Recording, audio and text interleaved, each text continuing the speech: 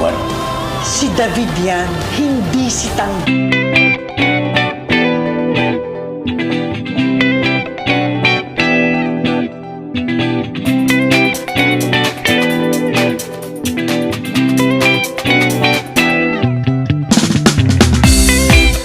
Naririto na nga ang mga panabik na mga kaganapan sa FPJ Batang Quiapo.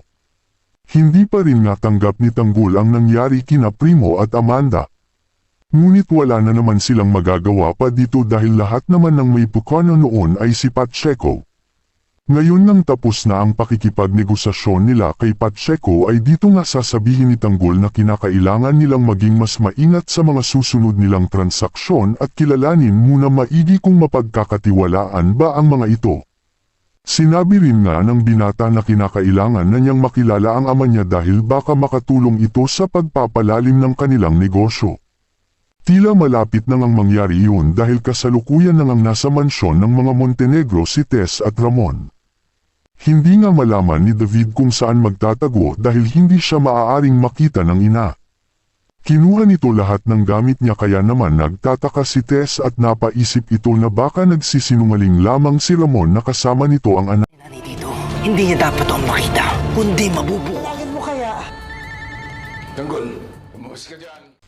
Ngunit nang tawagan nga ni Ramon ang telepono ng binata ay tumunog ito. Hindi si Tanggol. Itinago niya pala ang telepono sa cabinet kaya naman nakita iyon ni Ramon at agad na ipinakita kay Tess. Dito nga nilinaw ni Tess na hindi iyon si Tanggol dahil iyon ay ang isa niya pang anak. Gulong-gulo nga si Tess sa mga panahon na iyon ngunit napagtanto na din naman ni Ramon na impostor ang Tanggol na kasama niya. Ito na nga ba ang tatapos sa masamang balak ni David?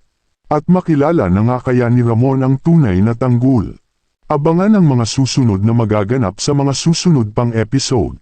Upang patuloy na tumutok sa mga bagong kaganapan sa FPJ Batang Quiapo ay panatilihing nakasubscribe sa aming YouTube channel upang palaging maging updated. Maraming salamat sa patuloy na pagsubaybay at panunood.